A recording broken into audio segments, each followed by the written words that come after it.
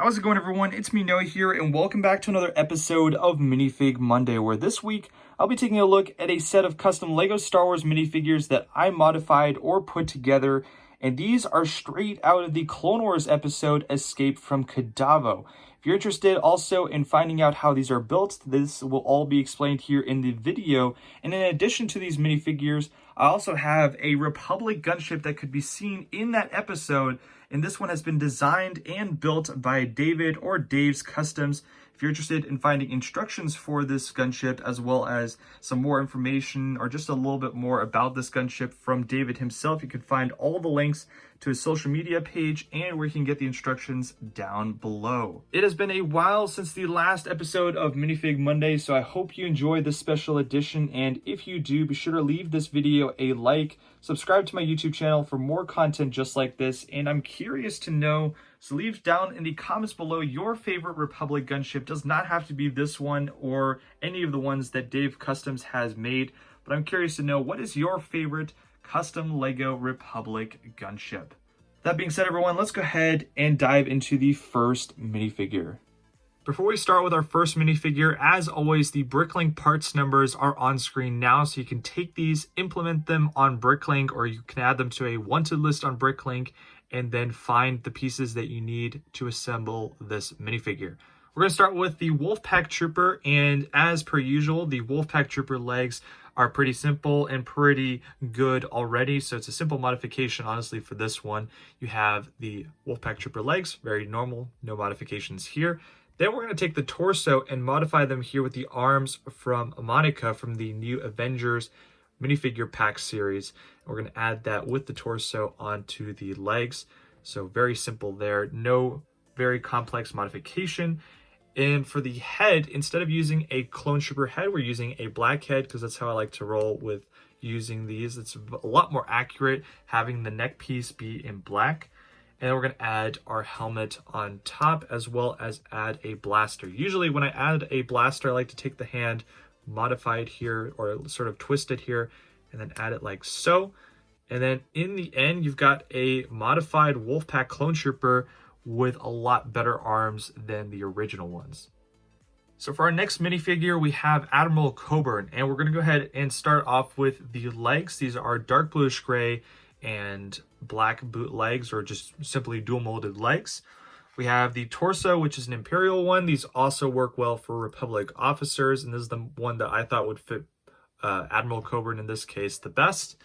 Then we have a head from Indiana Jones. This works well for his expression. I just think it captures him quite well from the show. And then lastly, the hairpiece right here, which is from a Chinese New Year minifigure.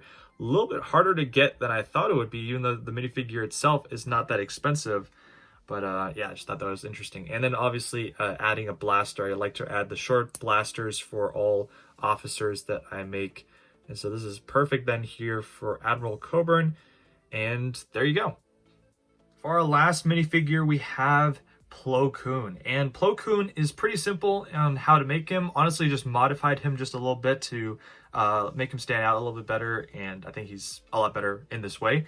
So first off, we have the legs and torso, which come from the Plo Koon minifigure that was listed on screen. So very simple, you know, it's the same legs and torso.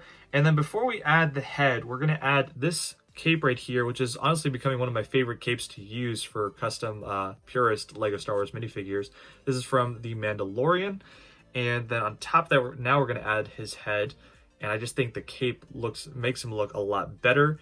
And then lastly, adding a chrome saber. Chrome sabers is how I like to roll. It's just like, I think they're the best when it comes to giving Jedi a saber, and yeah, looks a lot better, and that is how to simply modify Plo Koon. So for the final portion of this video, I'll be talking about David's Republic Gunship, and I'll be dividing up my opinion into 3 different pieces. Number 1, we'll be talking about the details that I really like, the areas that I think he can modify in the future for his design, and then finally, just real quickly, going over the structural integrity of this gunship and just how well it holds up. So to start with, the details that I really like are just plain things on a Republic Gunship. You have the lime green that is here at the front with the ball turrets that is just nicely contrast with the dark blue that is all over the ship. I like the details like right here where you have the floodlights that would normally plug into this piece of the gunship, but just without the floodlights, it looks really nice. And I like this dark bluish gray greeble, obviously, where that connects into.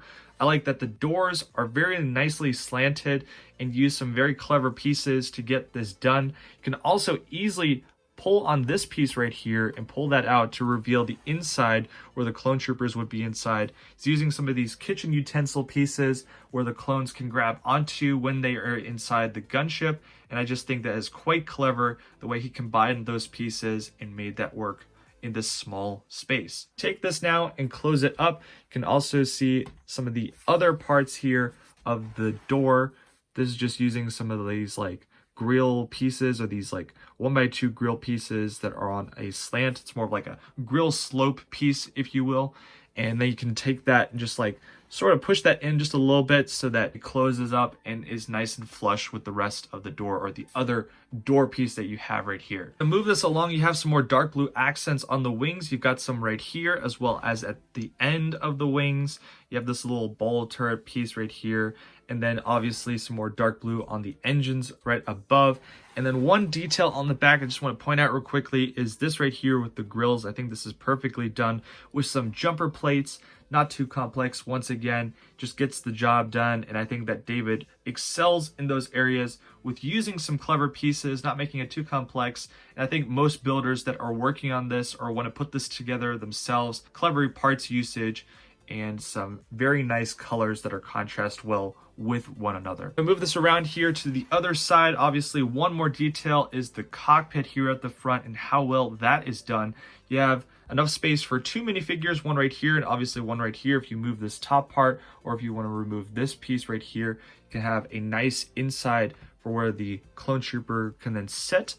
And then if I just close that up very nicely, you will have a little bit of a problem at times when you're trying to like close this up, because this does fall off easily. But if you plug this in nicely and then you lift up this piece ever so much, then you'll be able to get this in nicely. It just takes a little bit of friction or just a little bit of forcing that in, but then once again looks perfect for like displaying it in your mocks. Now it's time to move on to the areas that I don't really like. And one thing that is obviously that, you know, you can't really fix unless you have specific Lego elements is these small gaps in between. You've got some right here above the door. You've got some right here at the front. And if anything, I would ask that David possibly look into this when Lego comes out with newer Lego elements, and then just see if you can kind of mix around some of the other Lego pieces that are surrounding these areas and see if you can close up those gaps. I bet that he's already tried this a couple of times, but in the future, if Lego comes out with some other Lego elements, try it and see if you can get this closed up, because that is something that I think would make this even better. Some other parts that are obviously not really gaps, but are just like some angle issues right here is these little pieces. These are these like panel pieces, 1x2 panel pieces. You've got these little triangles right here that are not really filled in. If anything, I would see if you could go back and try and fix something there. Obviously, I really like this sleek look, so if there's something that like Lego can make or has made that would fit into these areas, I think that would make it a lot better for just the overall look of the gunship. And then finally, just moving this back here towards the wings, again, there's just another gap and a couple more gaps that I just think would be like, it would make it a lot better if you had those filled in. But besides that, this is a pretty fantastic gunship.